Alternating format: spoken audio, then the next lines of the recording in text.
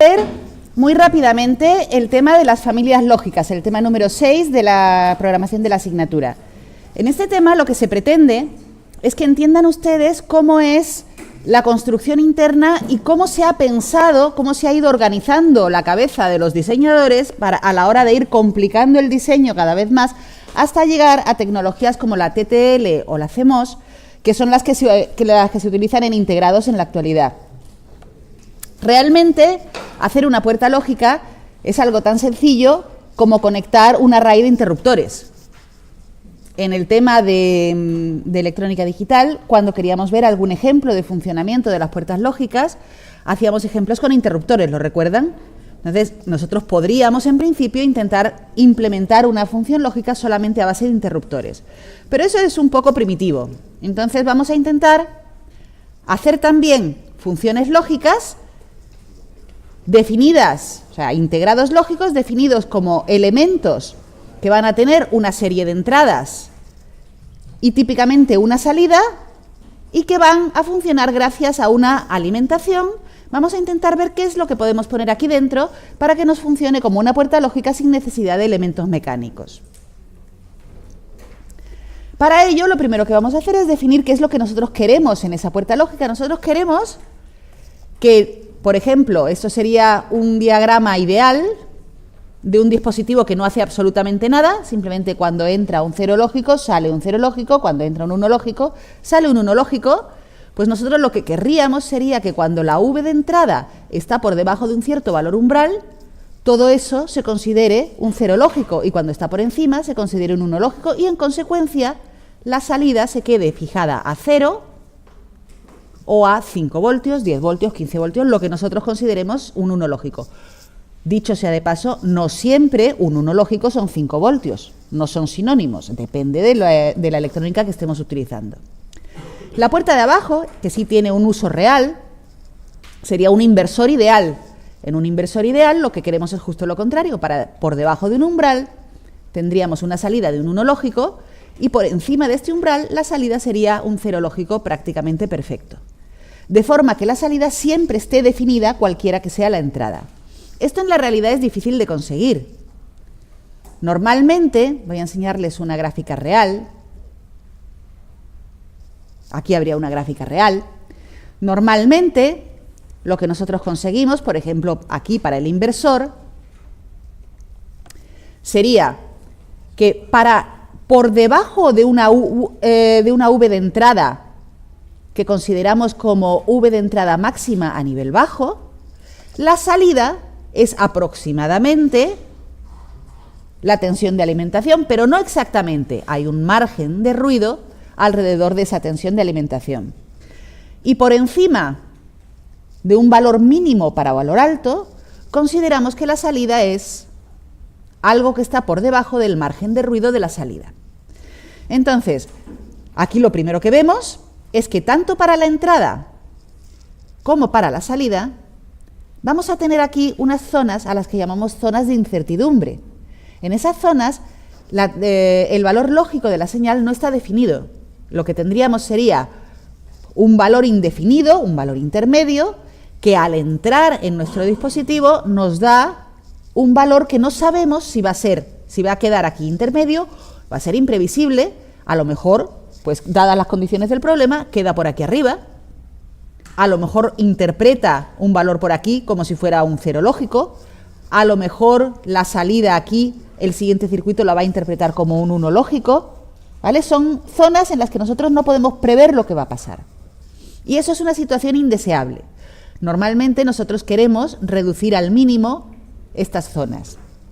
Luego veremos que también tienen su utilidad, pero bueno, en general queremos reducir al mínimo esas zonas. Entonces yo me pongo a pensar en posibles estructuras con las cuales yo podría construir una puerta lógica. Lo primero que pienso es ese sistema de interruptores del que hablábamos, pues vamos a montarlo en lugar de con interruptores, a montarlo con diodos.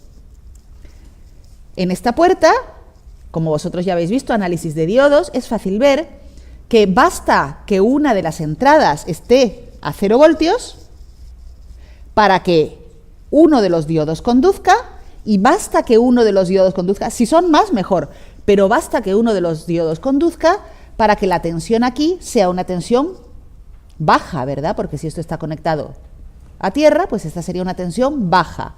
¿Cómo de baja? Pues probablemente la V de conducción del diodo, que es bajita, ¿no? Es 0,6, 0,7, está bien.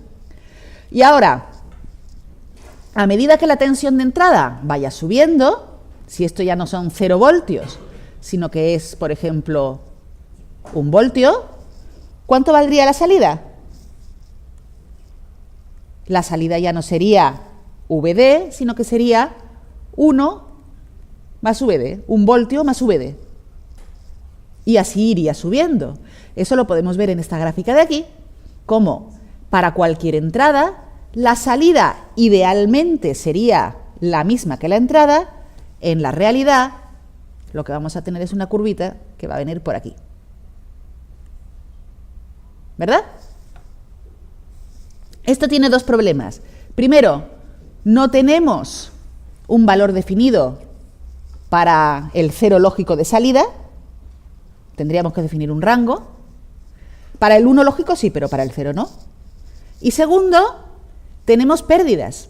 Si yo intentara conectar aquí otra puerta AND como esta, a medida que voy poniendo más etapas, la curva de la salida se me iría yendo hacia arriba. Llegaría un momento que me quedaría sin puerta lógica porque estaría todo a VDD. Entonces eso no es práctico. Esta sería la tecnología, la más sencilla de todas, la podríamos llamar la tecnología DL, que sirve dentro de cierto rango de utilización. Esto también pertenece a la tecnología DL. Aquí hemos intentado hacer una pequeña mejora. Nos hemos dado cuenta de este problema que había con el nivel bajo, entonces lo que vamos a hacer es intentar compensar ese problema. El funcionamiento es exactamente el mismo, lo único es que la tensión que hay en este punto va a venir determinada también por la tensión de conducción de este diodo a tierra. Vamos a suponer que la tensión de los diodos es 0, para entenderlo todo con más simplicidad.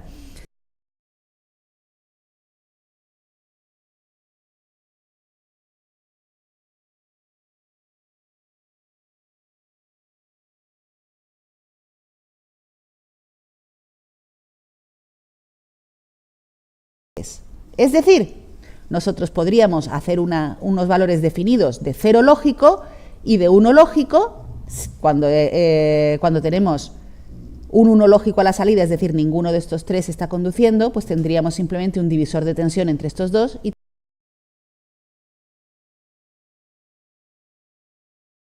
tendríamos como salida 2/3 de VDD. Aquí ya tenemos unas zonas bien determinadas de ceros y de unos. Seguimos teniendo una zona de incertidumbre en el centro, pero seguimos teniendo este problema de que los niveles lógicos a la entrada y a la salida no se regeneran, eso se llama no regenerarse, es decir, no recuperamos 0 voltios y VDD, nos vamos a quedar en un valor intermedio y eso siempre es arriesgado. Si nos quedamos en valores intermedios, poco a poco vamos perdiendo margen de ruido y si colocamos muchas puertas AND de este tipo engarzadas unas con las otras, pues vamos a terminar perdiendo nuestro margen de funcionamiento. ¿Cómo se puede resolver eso? Ustedes ya saben cómo se puede resolver eso. Con un circuito de este tipo. Esto sería una tecnología RTL. En la tecnología RTL, lo que tendríamos sería un transistor que tiene dos resistencias en el colector y en la base que toman unos valores suficientemente cercanos entre sí como para que a poco que yo cambie la V de entrada, el transistor oscile entre las zonas de saturación y corte. Fijaros,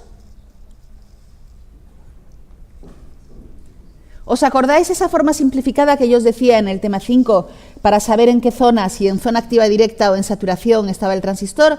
Que decíamos que la ganancia del transistor era la beta del transistor por RC partido por RB. Esta era una ganancia aproximada. Y si esta ganancia multiplicada por la V de entrada era mayor que la VCC, significaba que habíamos entrado en saturación. Bueno, pues si yo pongo una relación entre RC y RB como esta, que es 1/10, y la beta vale del orden de 100, esta ganancia va a valer del orden de 10. Eso quiere decir que a poco que entre una V de entrada altita, vamos a entrar directamente en la zona de saturación. No vamos a pasar prácticamente nada de tiempo en zona activa directa. Entonces nosotros vamos a tener puntos de funcionamiento que van a estar por aquí en saturación o por aquí en corte.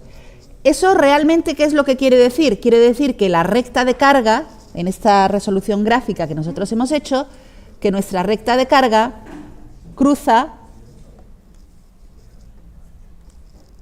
muy poco camino por la zona activa directa y la mayor parte del tiempo está en saturación o en corte, ¿vale? Bueno, pues con este tipo de circuitos nosotros podríamos hacer también un inversor. Fijaros, ¿os acordáis el análisis que hacíamos del circuito inversor con tecnología RTL? Os lo voy a recordar. ¿Os acordáis el análisis que hacíamos de esto? Decíamos, si tenemos la V de entrada a un nivel de voltaje alto, este transistor conduce, está en saturación y al estar en saturación, V de salida era igual a VCE de saturación, que es igual a 0,2 voltios. ¿Cierto? Y también decíamos que si la V de entrada estaba en un nivel bajo, está en corte y por lo tanto la V de salida, como está en corte, no circula ninguna corriente por esta rama y la V de salida sería igual a VCC. Si nosotros queremos ver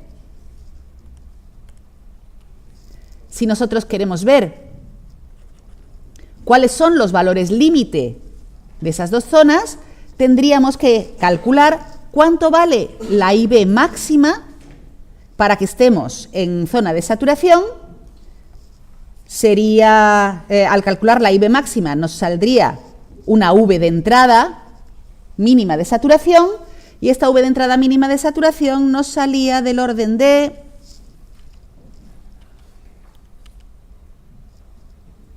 no sé si lo tengo por aquí anotado. No, este ya es el MOSFET. Una V mínima de saturación que salía del orden de unos 2 o 3 voltios. No sé si anda por ahí calculado el valor, pero salía del orden de unos 2 o 3 voltios.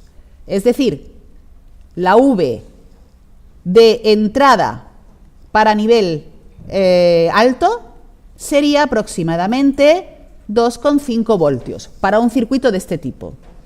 Y la V de entrada para corte, la V de entrada para nivel bajo, sería el límite con corte. ¿Y cuál es el límite con corte? La VBE ON, la mínima que me hace falta para que conduzca el transistor. Así que sería del orden de 0,6 voltios. Si yo me llevo esto a las gráficas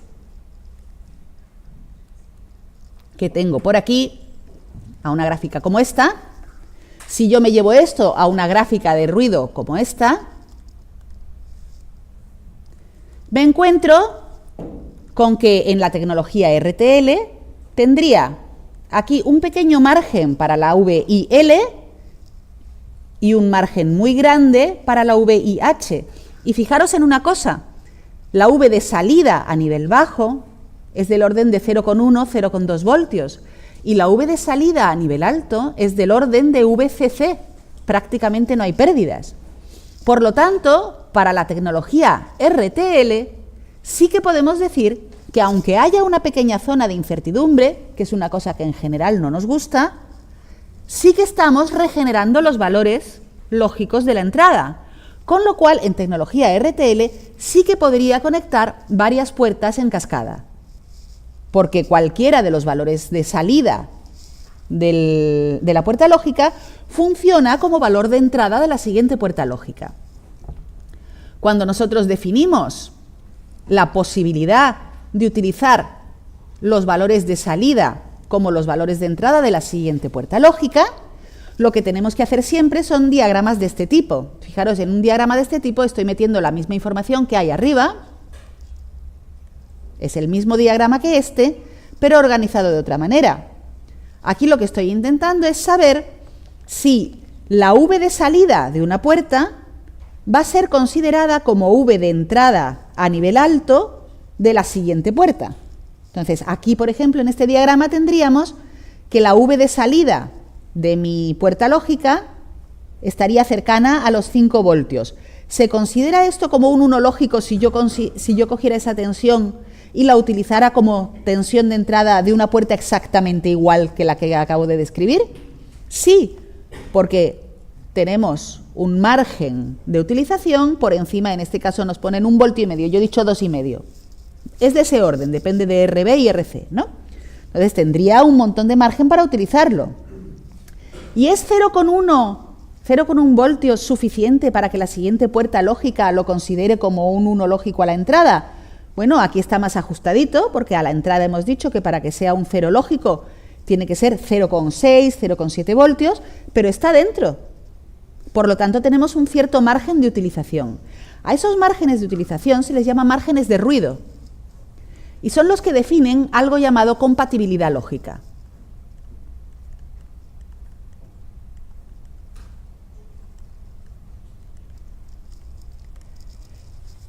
Es claro que para que una tecnología tenga compatibilidad lógica, sus niveles de 1 a la salida tienen que ser lo suficientemente altos como para que la siguiente puerta no me dé problemas.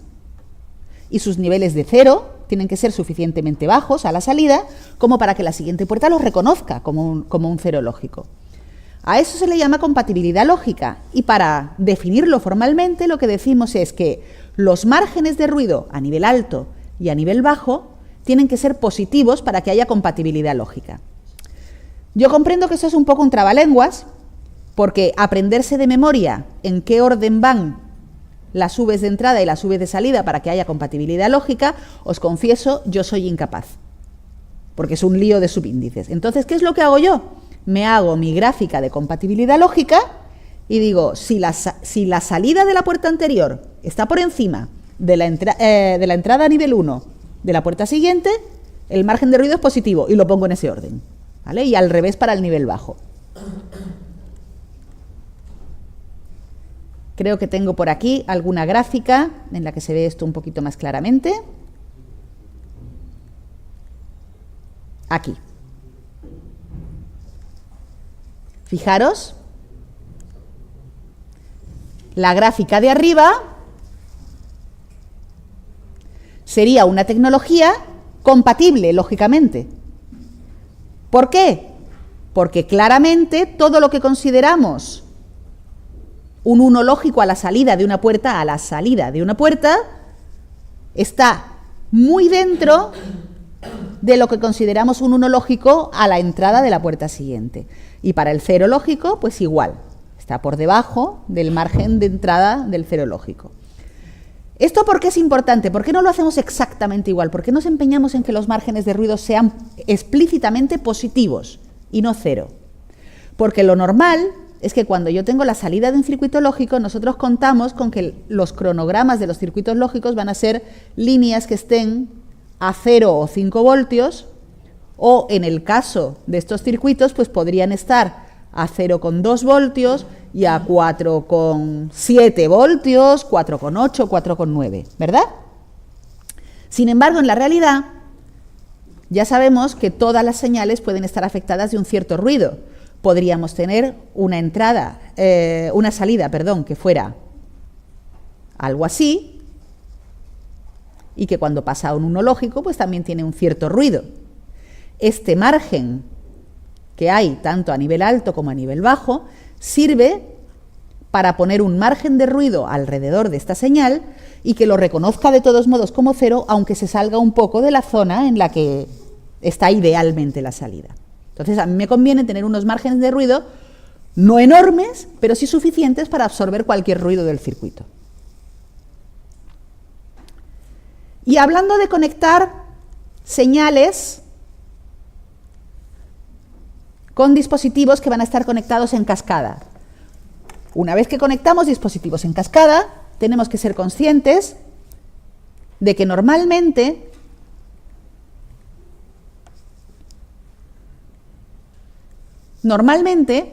nosotros analizamos uno de estos dispositivos aislado y decimos V de salida, como si la V de salida no estuviera conectada a nada, absolutamente a nada. Y nos da un valor teórico de 0,2 voltios, de 5 voltios o de lo que sea. Sin embargo, normalmente en un circuito lógico yo necesito, como decía antes, necesito conectar varios circuitos en cascada, porque si no, ¿qué utilidad tiene? Cuando nosotros hacemos una función lógica, las funciones mínimas como suma de productos, como producto de sumas, ¿qué hacemos? Una capa de inversores, una capa de puertas OR y una capa de puertas AND, o al revés, es decir, mínimo 3 capas. Son 3 series de dispositivos conectadas en cascada, los vamos a conectar en cascada, y la salida la vamos a utilizar para algo, para encender un motor, para activar un relé, para lo que sea, ¿no? Va a tener una carga. Entonces nosotros vamos a tener que tener en cuenta la carga que va a tener cada uno de los circuitos. Fijaros, este sería un caso típico en el que simplemente he conectado 2 inversores, cada uno de estos ya hemos dicho que es un inversor RTL, pues conecto 2 inversores uno detrás del otro. ¿Qué voy a tener a la salida? Pues idealmente la misma señal lógica que la entrada. Si la entrada es un nivel bajo, la salida va a ser un nivel bajo de los que hemos definido a la salida, es decir, alrededor de 0,2 voltios. Esto puede ser cualquier valor que yo considere bajo y esto va a ser 0,2 voltios. Y para el nivel alto igual. La entrada es un nivel que yo considere alto, por ejemplo 2 voltios, que es mayor que 1,5, o 3 voltios, que es mayor que el 2,5 que yo proponía, y la salida, a nivel alto, van a ser 5 voltios. Pero para que todo esto funcione, yo tengo que tener en cuenta que este circuito tiene que ser capaz de darme suficiente corriente como para activar el siguiente circuito. Si este circuito no tiene disponible corriente a la salida, por más que yo ponga aquí un nivel alto de voltaje, este transistor no va a conducir, porque para que conduzca yo necesito que exista una cierta I sub B. Si I sub B es muy baja, I sub C es baja, V de salida, pues no tiene por qué, o sea, si I sub C es baja, el transistor no tiene por qué conducir y la V de salida no tiene por qué ser la que yo esperaba. Entonces, para saber si cada uno de los circuitos es capaz de suministrar suficiente corriente a la salida como para alimentar el siguiente, se define un término que se llama fan-out. Para definir el fan-out os voy a hacer un pequeño esquemita. Porque claro, esto es en circuitos. Esto es para que entendáis de dónde procede la necesidad de tener suficiente corriente. Pero luego en la práctica, ¿yo qué es lo que hago? En la práctica yo tengo una serie de puertas. Por ejemplo, puedo tener una puerta AND que yo quiero que me alimente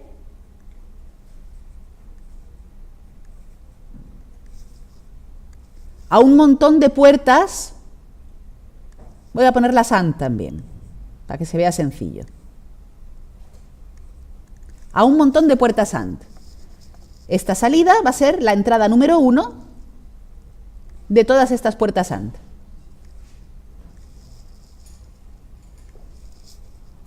Y ahora la otra entrada es la que sea, no me importa.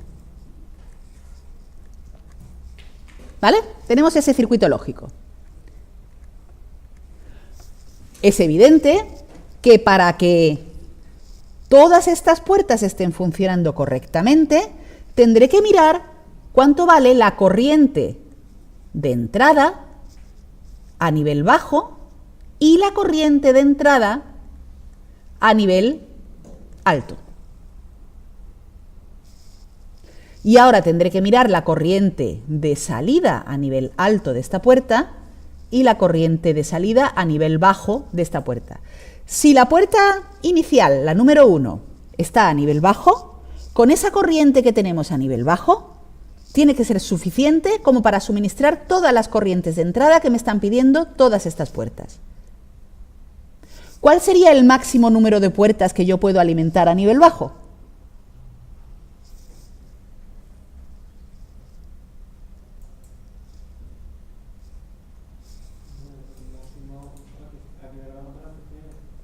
¿Perdón?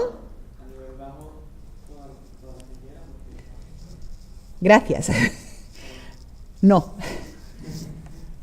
A ver, ¿os acordáis en el tema 4 cuando hablábamos de cómo alimentar los diodos? ¿Os acordáis que yo os dije que normalmente a nivel bajo un circuito lógico es capaz de suministrarnos más corriente que a nivel alto? Y eso os sorprendió, porque vosotros pensáis, nivel bajo, 0 voltios, no hay nada. El muelle, el puerto. 0 voltios sí es algo. 0 voltios es una altura de voltaje, es una altura de tensión, es una energía potencial que yo estoy tomando como referencia. En este caso 0 voltios es mi referencia, pero el circuito no tiene por qué ni poder suministrar ninguna corriente a nivel bajo, ni tener por qué pedir una corriente baja cuando está la entrada a nivel bajo. No es que no esté circulando corriente, simplemente es un nivel de tensión. Y es sorprendente para vosotros, al menos, suele ser sorprendente, que a nivel bajo suelen circular corrientes bastante más altas que a nivel alto. Ahora veremos una hoja de características con valores reales y verás que las corrientes a nivel bajo, pues la salida a nivel bajo suele ser del orden de 15-16 miliamperios y la salida a nivel alto suele ser del orden de 1 miliamperio o incluso 40 microamperios, mucho más bajita. Un orden de magnitud por debajo. Entonces, no es que no haya corriente. Para mí el nivel bajo es un voltaje, punto. Me da igual que sean 0. Entonces, si yo te estoy diciendo que sale una cierta corriente de este terminal a nivel bajo y que va a requerir una cierta corriente a nivel bajo para todos los demás terminales, me da igual que sean 0 voltios. La cuenta que voy a hacer es la misma. ¿Es la corriente de salida a nivel bajo suficiente para alimentar todas las puertas que yo tengo? Esto en valor absoluto sería igual al número de puertas que puedo alimentar. Es una cuenta sencilla, ¿no? Que tengo una corriente de salida, ¿cuántas tuberías puedo alimentar? Pues depende de la corriente que tenga y depende de lo que me requiera cada tubería. Las reparto. Y ahora, para nivel alto, diría exactamente lo mismo. La corriente de salida a nivel alto, dividida por la corriente que me van a pedir cada una de estas puertas a nivel alto, en valor absoluto, sería el número de puertas que puedo alimentar. A nivel bajo y a nivel alto. No tienen por qué ser iguales. Podría alimentar 8 puertas a nivel bajo y 12 puertas a nivel alto. ¿Vale? Depende de la relación entre esas corrientes. El fan-out es el número máximo de puertas que yo puedo alimentar en general, por lo tanto será el mínimo entre esos dos valores. El fan-out siempre se define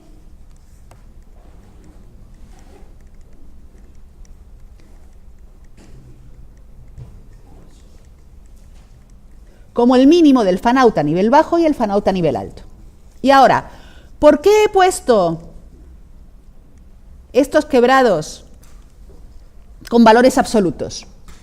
Porque la corriente siempre se va a definir positiva como entrante al dispositivo. No me importa que esté a la entrada o a la salida. Las corrientes son positivas cuando van hacia dentro del dispositivo. Tanto a la entrada como a la salida.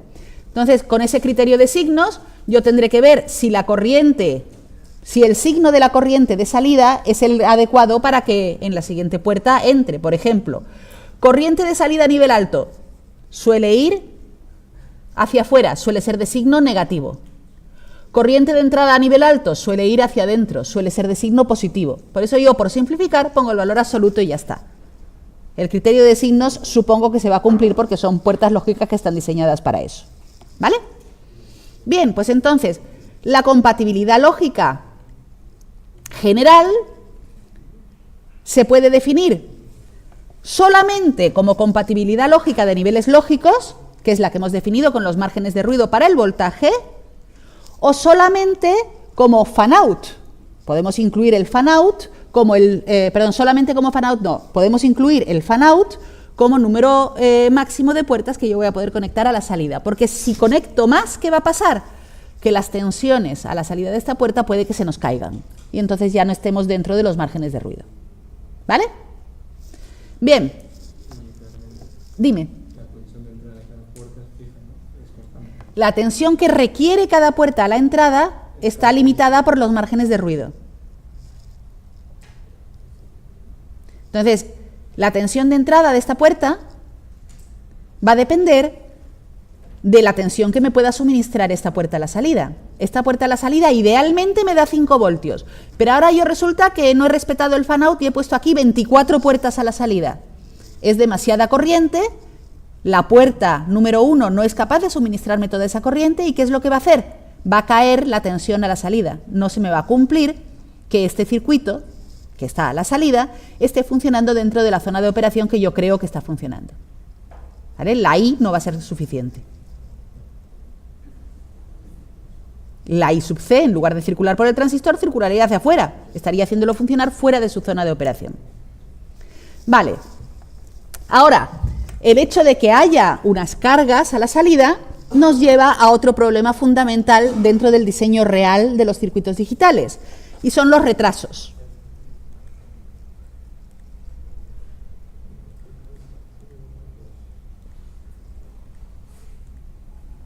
Aquí tengo la transparencia de los retrasos. Veamos. Hemos visto el circuito de los dos transistores conectados en serie, ¿verdad?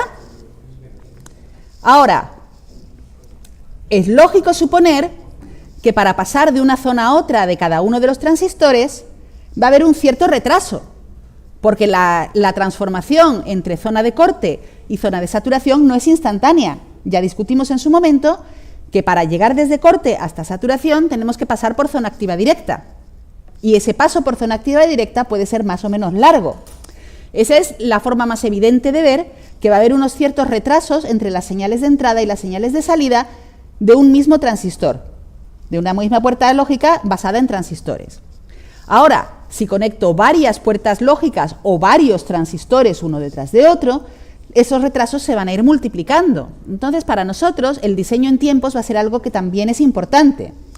En este curso no nos vamos a meter a analizar exactamente cuánto valen esos retrasos ni de dónde proceden. No vamos a hacer un análisis de las subidas y las caídas exponenciales de todas las corrientes cuando estamos pasando de una zona a otra. Pero sí que quiero que sepan que esos retrasos existen y que son de dos tipos.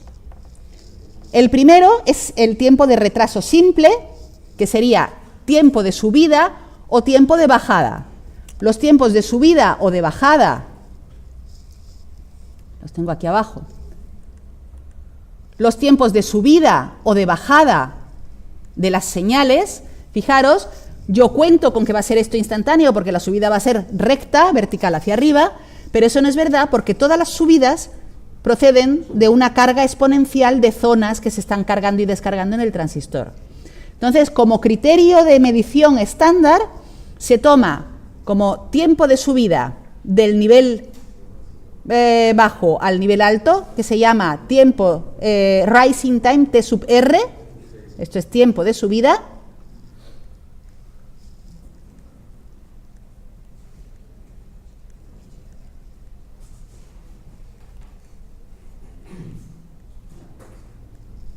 la R viene de rising time, al tiempo que transcurre entre que la señal llega al 10% del máximo hasta que llega al 90% del máximo, ¿vale? Los puntos estándares de medición son el 10% y el 90% de la señal original, eso es subida. El tiempo de bajada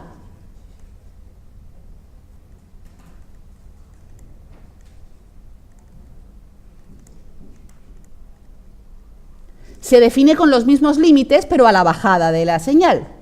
Estos dos tiempos los pueden ver ustedes referidos también como tiempo LH y tiempo HL, que es muy definitivo, ¿no? Muy definitivo, muy definitorio, que sería el tiempo del bajo al alto y del alto al bajo, ¿vale? Bien, este es un tipo de retraso. ¿Y cuál es el otro tipo de retraso? Es el tiempo de propagación. El tiempo de propagación sería el tiempo que tarda la señal de salida en empezar a bajar cuando la entrada empieza a cambiar de valor. Es decir, es el tiempo que pasa entre que yo introduzco una entrada en una puerta lógica y que la salida se entera. ¿Vale? No es el tiempo que tarda en subir, sino es el tiempo que tarda la salida en enterarse, en empezar a bajar. Como lo de empezar a bajar es un punto un poquito difícil de medir, lo que se suele medir es el tiempo de retraso que hay entre el 50% del cambio de la señal de entrada y el 50% del cambio que yo espero en la señal de salida. A esto se le llama tiempo de propagación. ¿Veis? Esta P es de propagación. Tiempo de propagación de nivel alto a bajo, siempre se nombra por la salida, por lo que está haciendo la salida. Y este es el tiempo de propagación de bajo a alto. Y ahora les tengo que dar un disgusto. Otro más. Ni el tiempo de propagación es igual el alto-bajo con el bajo-alto, es decir, no tarda lo mismo en enterarse la señal de que tiene que bajar de lo que tarda en enterarse que tiene que subir. Pueden ser dos tiempos diferentes. Y tampoco el rising time es igual al fall time. Dependen de procesos diferentes porque estamos pasando de corte a saturación o de saturación a corte. Y en general, esos tiempos de retraso son algo que nos molesta. Si ustedes recuerdan en el tema 4, cuando hablábamos de los tiempos de retraso de las puertas lógicas, ¿se acuerdan que yo se los nombré y les dije, siempre que utilicemos puertas lógicas, tenemos que utilizarlas en una escala de tiempos que sea compatible con los retrasos de las puertas que no reaccionan de forma instantánea? Estos son los retrasos de esas puertas. Y se acuerdan que eran del orden de nanosegundos, ¿verdad? Y que nosotros, cuando hablábamos de nuestras puertas lógicas, discutíamos que era mucho mejor tener tiempos de propagación lo más bajos posible, porque así podemos utilizar las puertas con conmutaciones muy rápidas. Imagínense que un tiempo de propagación de nanosegundos me permitiría, en principio, una frecuencia de funcionamiento, nano es 1 por 10 elevado a menos 9, pues la frecuencia de utilización tendría que ser, como mínimo, de 0,5 por 10 elevado a 9, la mitad de la frecuencia del tiempo de retraso, la frecuencia correspondiente al tiempo de retraso. Y eso sería como medio gigahercio. ¿A ustedes medio gigahercio de funcionamiento les parece mucho o les parece poco? ¿A qué frecuencia utilizan ustedes? ¿A qué frecuencia funcionan los ordenadores que utilizan ustedes? ¡Hala, 6,5! Yo quiero tu ordenador. ¡Qué bien, eh! Tú tienes uno de gamer.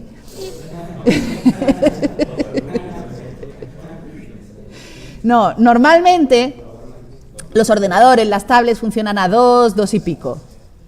Pero 2 y pico ya es más de 0,5. Entonces, ese nanosegundo que decíamos de propagación es mucho tiempo para lo que nosotros querríamos en un ordenador, por ejemplo. Entonces, no es tan despreciable como parece. Es un nanosegundo, pero tenemos que considerarlo.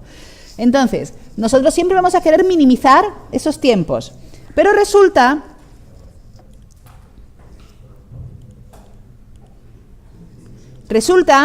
que normalmente para minimizar esos tiempos, las estrategias que vamos a utilizar son las siguientes. Esto sería un transistor con funcionamiento Schottky. ¿Quiere decir el transistor es Schottky? No, lo que está pasando es que le estamos poniendo un diodo Schottky. Es un tipo especial de diodo muy rápido. Le ponemos un diodo entre la base y el colector. ¿Qué es lo que está haciendo este diodo? Nos estamos asegurando de que la tensión que hay entre este punto y este, que es VBC, en saturación, sabemos que en saturación esta tensión es positiva, ¿verdad? Pues nos estamos asegurando de que sea muy, muy pequeña, porque es un diodo con una tensión de conducción muy, muy baja. Un diodo muy rápido con tensión de conducción muy baja. Esto es una forma de impedir que los tiempos de retraso sean muy largos. ¿Por qué?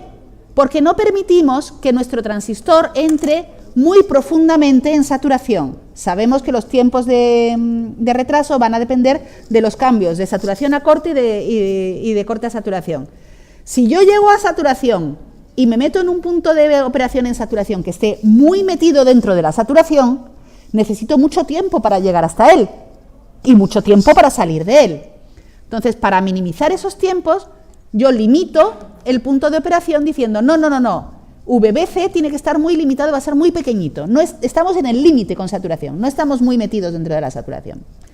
¿Qué consecuencia tiene esto? Pues fijaros, el recuento de las corrientes que hay aquí serían la I sub B, la I sub C, y aquí hay una I sub D que también entra en nuestro transistor. Perdón, la I sub C sería esta de aquí, y esta sería la I sub RC. La I sub C que tenemos en el transistor eventualmente es grande. Estamos consumiendo mucha corriente. Consumo de corriente ¿a qué es igual? A consumo de potencia. Entonces, normalmente, ese compromiso que yo les decía que siempre hay entre velocidad y bajo consumo de potencia, proviene de este tipo de soluciones. Si yo tengo una tecnología Schottky, voy a consumir más potencia. Entonces, para saber cómo de buena es una tecnología, se define un parámetro que se llama el producto. El producto potencia-retraso sería igual simplemente al consumo de potencia multiplicado por el retraso máximo. Y yo, en general, para evaluar una tecnología y decir que la tecnología es mejor, voy a intentar minimizar este producto potencia por retraso. Vamos a ver algunos ejemplos de las tecnologías.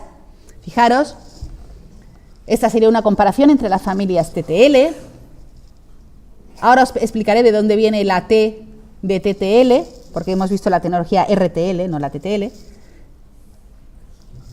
Pero en general, esta gradación entre distintas tecnologías sería la tecnología TTL estándar, la tecnología Schottky, la tecnología Low Power Schottky, la tecnología Fast, la Advanced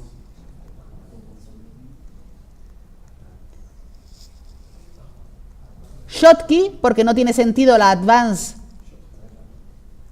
si no le hemos puesto un diodo Schottky, y esta sería la Advanced Low Power Schottky. ¿Vale? Las siglas son bastante sencillas de descifrar.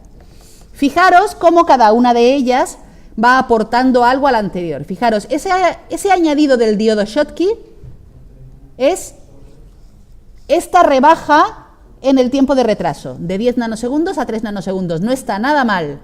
Consumo de potencia pasa al doble. Hago un Low Power Schottky. El consumo de potencia baja por 10, pero volvemos al retraso original. La Fast, que es otra tecnología que no les he explicado, pero que puede disminuir este producto bastante, podría disminuir ambos factores.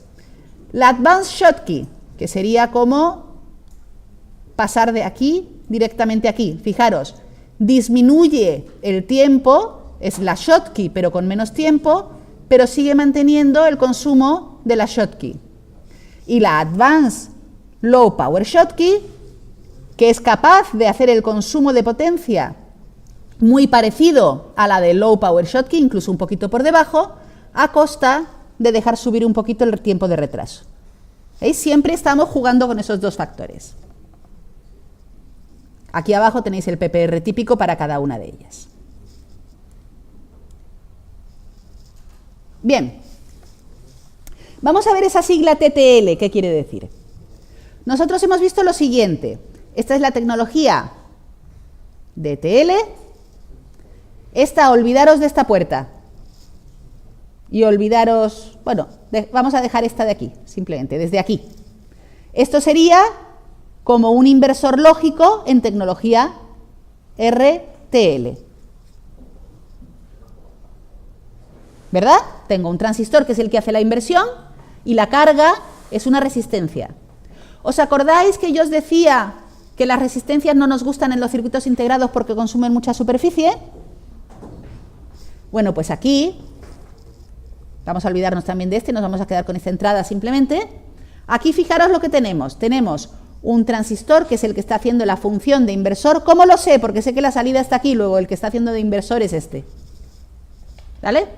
Este es el que está haciendo de inversor y fijaros que aquí arriba debería haber una resistencia por comparación con el circuito de arriba. Lo que hay es un transistor. El transistor es el que está haciendo de carga y este otro que está haciendo una especie de preamplificación. Eso no nos vamos a meter a analizarlo. Pero el hecho de que haya una carga de transistor en lugar de carga de resistencia hace que esta tecnología se llame TTL. Esto es un circuito simplificado de lo que hay realmente en un circuito TTL. En un circuito TTL tampoco están estas tres resistencias, también están sustituidas por elementos tipo transistores o diodos, ¿vale? Pero se pone así para que veáis que la carga principal ya está convertida en un transistor. ¿Alguna pregunta? Pues vamos a hacer un descanso.